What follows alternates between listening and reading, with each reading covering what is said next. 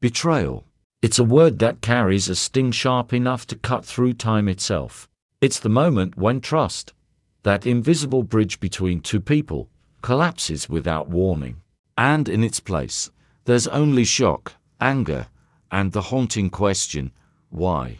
Today, we're diving deep into some of the most unforgettable stories of betrayal, moments when loyalty was shattered, when friends, lovers, and even entire nations turned on each other. These aren't just tales from dusty history books. They're human stories, filled with ambition, greed, love, and revenge.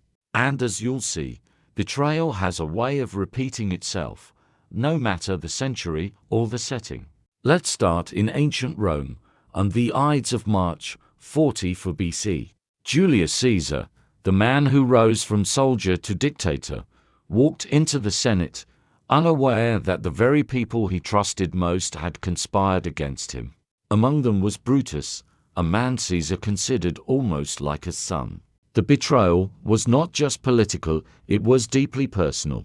The image of Caesar, stabbed 23 times, whispering it to you, brute, has echoed through history as the ultimate symbol of treachery. But what drove Brutus?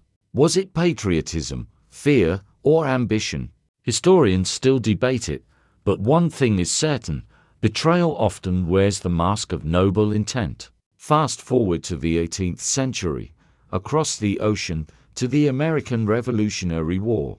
Benedict Arnold was once a celebrated general in the Continental Army, hailed as a hero for his bravery. But behind the scenes, resentment brewed. Feeling underappreciated and burdened by debt, Arnold made a fateful choice to secretly negotiate with the British, offering to surrender the fort at West Point. His plan was uncovered, and Arnold's name became synonymous with treason in the United States.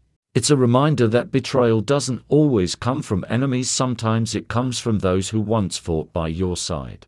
But betrayal isn't confined to politics and war. It thrives in the intimate spaces of love and friendship.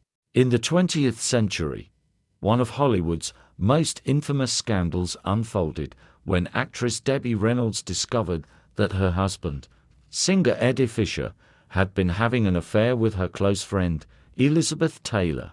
The tabloids feasted on the drama, but beneath the headlines was a story of trust broken in the most personal way.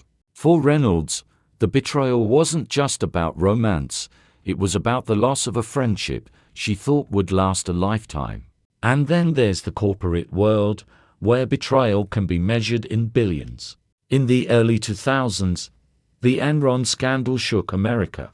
Executives at the energy giant manipulated financial statements, deceiving employees, investors, and the public. Thousands lost their jobs and life savings. Here, betrayal wasn't a single act, it was a sustained campaign of lies, built on greed and arrogance.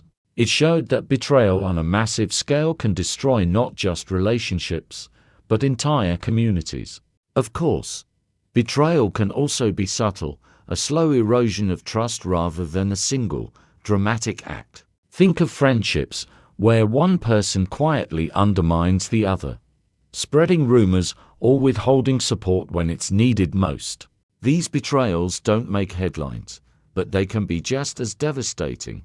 They remind us that trust is fragile, and once broken, it's rarely restored to its original strength. One of the most chilling betrayals in modern history came during the Cold War, when double agents like Aldrich Ames and Robert Hanssen sold secrets to the Soviet Union. These men weren't just betraying colleagues, they were betraying their entire country. Their actions led to the deaths of informants and compromised national security. And yet, to their neighbors and friends, they seemed ordinary, even trustworthy. That's the thing about betrayal. It often hides in plain sight.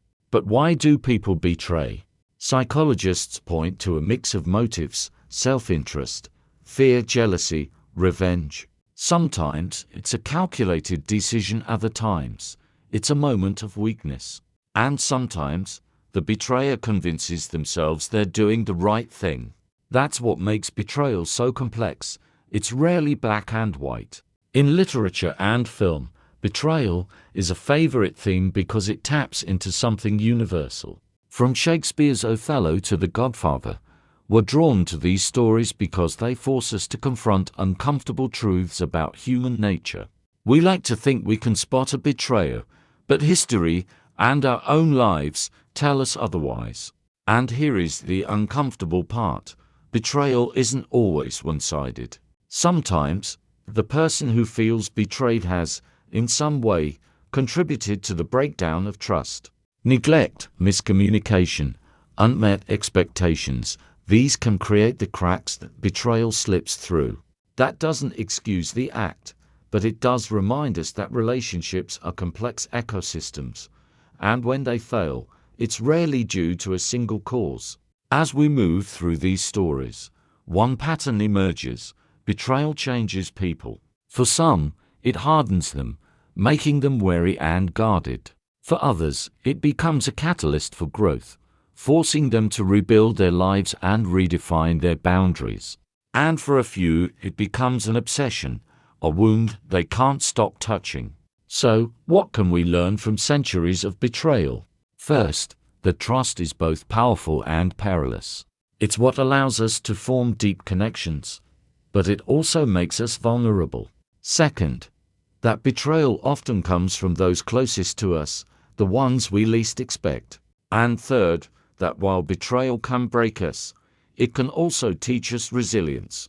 In the end, betrayal is a mirror.